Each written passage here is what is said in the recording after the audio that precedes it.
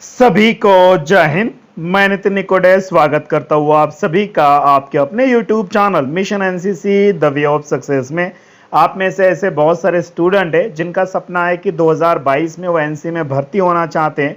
तो बिल्कुल आप सभी को पता होगा कि जब भी आप एनसी में भर्ती होने के लिए जाते हो तो आपको 3 स्टेजेस से गुजरना पड़ता है।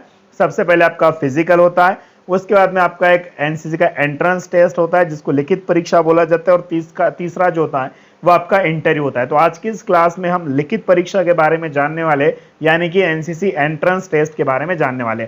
तो एनसीसी न्यू भर्ती 2022 और 23 के लिए मॉडल क्वेश्चन पेपर आज का 2 होने वाला है। कल हमने देखा था मॉडल क्वेश्चन पेपर 1 को हमने डिस्कस किया था, आज मॉडल क्वेश्चन पेपर सेकंड वाला होने वाला है। ठीक है, तो इसके लिए हमारे पास टाइमिंग 1 घंटे का होगा, बट मैं इस क्लास को तो 10 मिनट के अंदर खत्म करूंगा और इसमें हम लगभग 30 क्वेश्चन डिस्कस करने वाले। ओके, तो अगर आप सभी को इनके आंसर आ रहे तो आप समझ लेना कि आपका सिलेक्शन एनसीसी में पक्का होगा। तो वीडियो लास्ट तक जरूर देखें और इन सभी क्वेश्चन के आंसर देने की कोशिश करें। तो पहला क्वेश्चन है कि एनसीसी महानिदेशक की रैंक क्या होती है। तो जैसे कि lieutenant general, general, major general या ब्रिगेडियर। तो इसका सही जवाब जो होगा वो होगा लेफ्टिनेंट जनरल। काफी इंपॉर्टेंट क्वेश्चन है और सभी बच्चों को ये याद रखना है। जो भी एनसीसी में जाना चाहता है ये क्वेश्चन आप सभी को पता होना जरूरी है। ओके, उसी के साथ साथ दूसरा क्वेश्चन की अगर हम बात करते तो करो या मरो का जो नारा है वह किसने दिया था। करो या मरो का नारा किसने दिया था?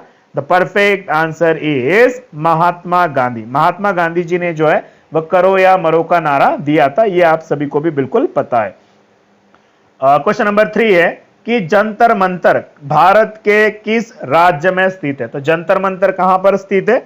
तो इसका सही जवाब क्या होगा? बिल्कुल ये बहुत बेसिक वाला क्वेश्चन है और बहुत सारे बच्चों ने सुना भी है, खास करके जो आर्मी की तैयारी करते हैं उन सभी बच्चों को तो ये पता ही होगा। ठीक है, तो Delhi is the right answer. ठीक है, तो जंतर मंतर कहां पर है भैया? आप में से बहुत सारे बच्चों को उनमें डाउट होगा कि सर आर्मी की तैयारी तो हम करते हैं लेकिन हमको नहीं पता है, क्योंकि पिछली बार जो है वो आर्मी भर्ती के रिलेटेड जो आंदोलन हुआ था ना वो जंतर मंतर के पास ही हुआ था। ठीक है, तो Delhi is the right answer. Next question everyone, वो है क्वेश्चन नंबर 4 कि तंजानिया देश की राष्ट्रीय मुद्रा क्या होगी। तंजानिया देश की करेंसी आपको बताना है।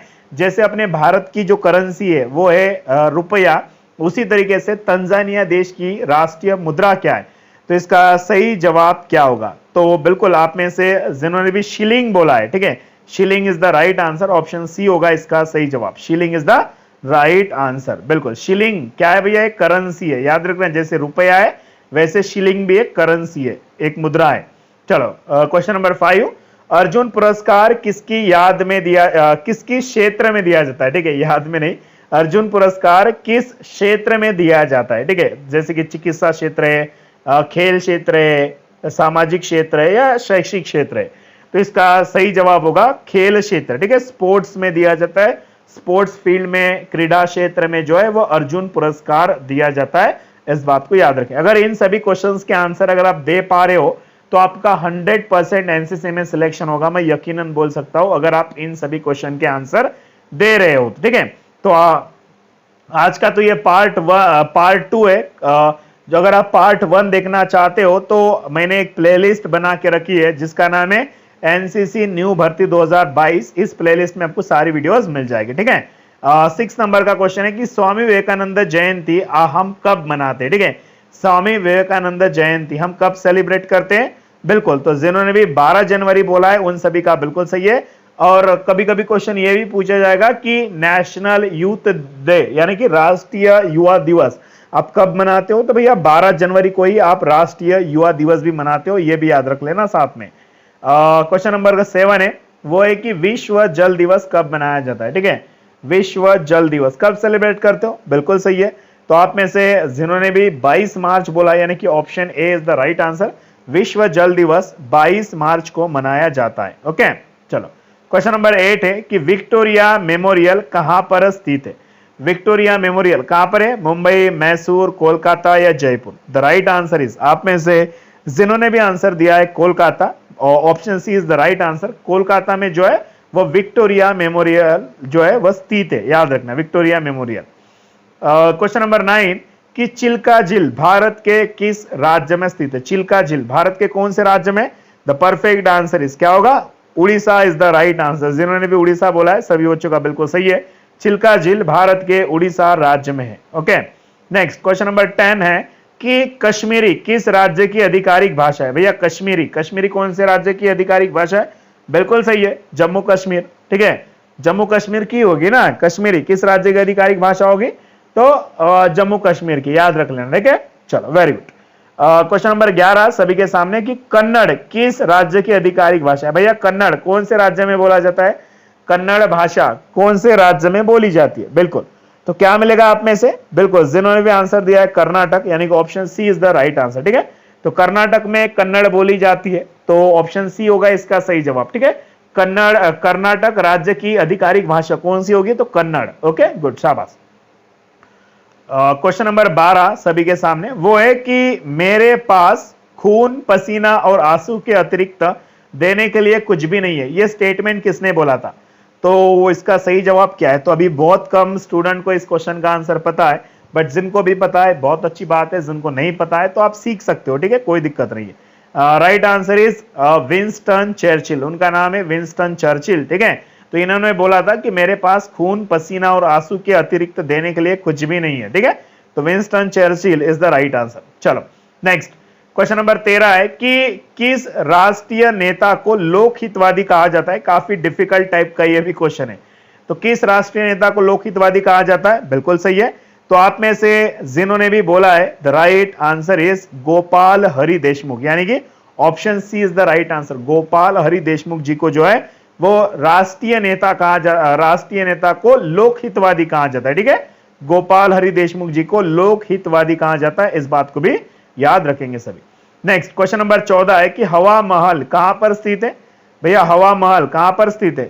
जोधपुर, अमृतसर, जयपुर या धर्मशाला?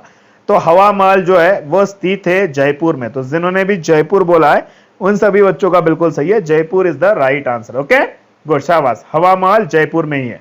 क्वेश्चन नंबर 15 सभी के सामने कि पाकिस्तान की राजधानी क्या है? भैया पाकिस्तान देश की राजधानी, तो सभी बच्चों की तरफ से क्या आंसर मिलेगा? पाकिस्तान की राजधानी बता दो सभी। बिल्कुल सही है, आप में से ऑलमोस्ट सभी बच्चों ने आंसर कर दिया, Islamabad is the right answer.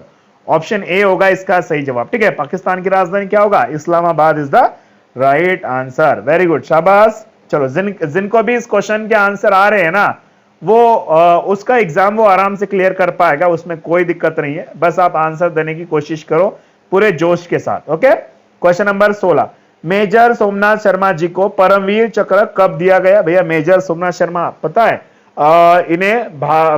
ये पहले व्यक्ति है भारत के जिन्हें परमवीर चक्र से सम्मानित किया गया। और परमवीर चक्र आपको पता होगा कि भारत का सबसे बड़ा गैलेंटरी अवार्ड है, वीरता पदक है। ठीक है, वीरता पुरस्कार है।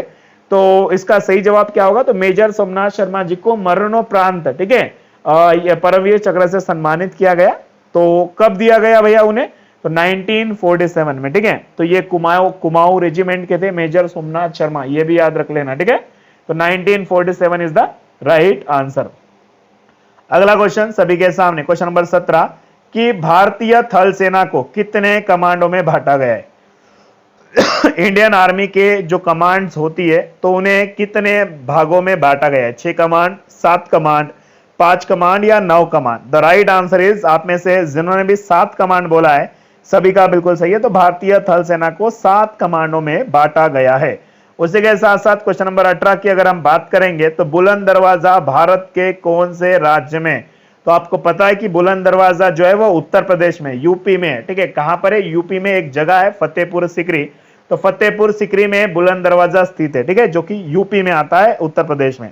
चलो नेक्स्ट है फ्रांस देश की राजधानी भी बताना है भैया। फ्रांस की कैपिटल क्या होगी? फ्रांस कंट्री की कैपिटल बिल्कुल सही है। तो सही आंसर बता दो जल्दी से, आप में से जिन भी बच्चों ने आंसर दिया है। The perfect answer is Paris is the right answer. France की राजधानी क्या होगी? पेरिस। बिल्कुल ठीक है, सही जा रहे हो सभी बच्चे। अगर वीडियो अच्छा लग रहा हो तो लाइक जरूर कर देना सभी बच्चे। ओके, और सभी को होमवर्क करके आना है। इस वीडियो के डिस्क्रिप्शन बॉक्स में मैंने आपके लिए होमवर्क दिया है, तो सभी बच्चे होमवर्क करके जरूर आना। ठीक है, चलो देखते हैं कि भैया कितने क्वेश्चन के आंसर आप बिल्कुल सही दे पाते हो। क्वेश्चन नंबर 22, वर्तमान में 2022 में भारत के वित्त मंत्री कौन है? फाइनेंस मिनिस्टर कौन है वर्तमान में? बिल्कुल सही है, आप में से जिन भी बच्चों ने आंसर दिया है श्रीमती निर्मला सीतारमण। उन सभी का बिल्कुल सही है। ये भारत में वर्तमान में फाइनेंस मिनिस्टर है, ठीक है, वित्त मंत्री है। नेक्स्ट क्वेश्चन नंबर 21 है, जर्मनी देश कौन से महाद्वीप में आता है? आंसर कर दो सभी, जर्मनी देश कौन से महाद्वीप में आता है? The perfect answer is Europe, यानी कि option B is the right answer. Europe के अंदर आता है जर्मनी, ओके, याद रखना, यूरोप महाद्वीप के अंदर आता है जर्मनी देश। क्वेश्चन नंबर 22 की गोल गुंबज स्थल जो है वो भारत के कौन से राज्य में? गोल गुंबज स्थल भारत के कौन से राज्य में? बिल्कुल सही है। तो आप में से जिन भी बच्चों ने आंसर दिया है, the perfect answer is Karnataka, ठीक है, कर्नाटक में है भैया गोल गुंबज, ठीक है, काफी प्रसिद्ध स्थल माना जाता है गोल गुंबज, तो वो कर्नाटक राज्य में, ठीक है। चलो क्वेश्चन नंबर 23 की ओर बढ़ते हैं। अंग्रेजों ने भारत में पहली फैक्ट्री कहां पर स्थापित की थी? तो मुंबई, सूरत, दिल्ली या चेन्नई?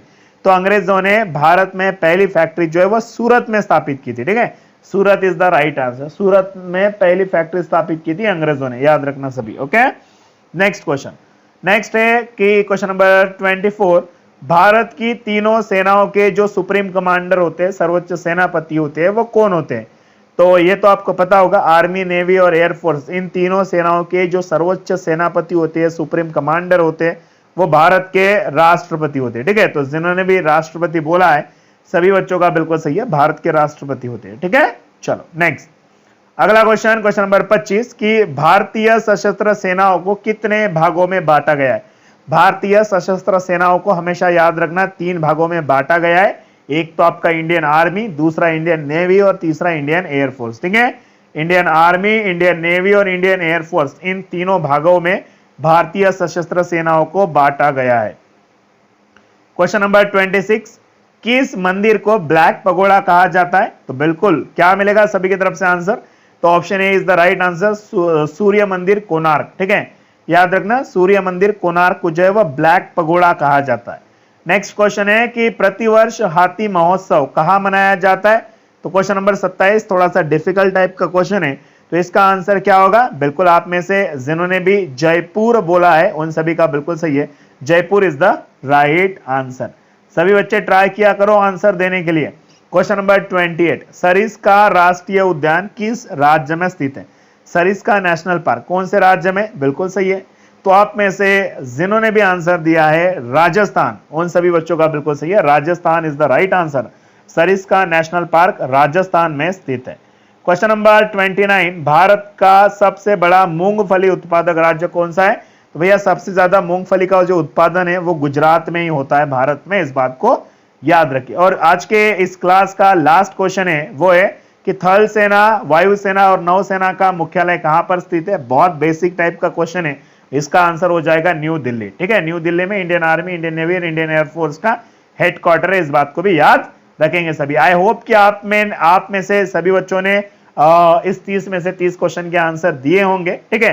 तो आप में से अगर आपको इसका पार्ट 3 देखना है या पार्ट 1 देखना है या सारी वीडियोस आपको देखना है, तो मैंने एक प्लेलिस्ट बना रखी है जिसका नाम है एनसीसी न्यू भर्ती 2022। इस प्लेलिस्ट में चेक कर लेना, सारी वीडियोस आपको मिल जाएगी। वीडियो के डिस्क्रिप्शन बॉक्स में मैंने आप सभी के लिए होमवर्क दिया है, तो सभी बच्चों को होमवर्क करना है, डिस्क्रिप्शन बॉक्स में लिंक है, तो होमवर्क करके जरूर आना, ठीक है। नीचे होमवर्क करके लिखा है और ट्राई करना।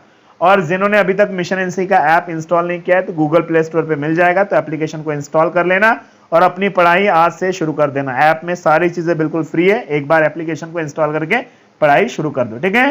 तो चलिए बिल्कुल मिलते हैं अपनी नेक्स्ट वाली वीडियो में, तब तक के लिए टाटा, बाय बाय, सायनारा, अलविदा। आपका कीमती समय निकालकर वीडियो देखने के लिए शुक्रिया। मिलता है दोस्तों अगली वीडियो में। जय हिंद, वंदे मातरम।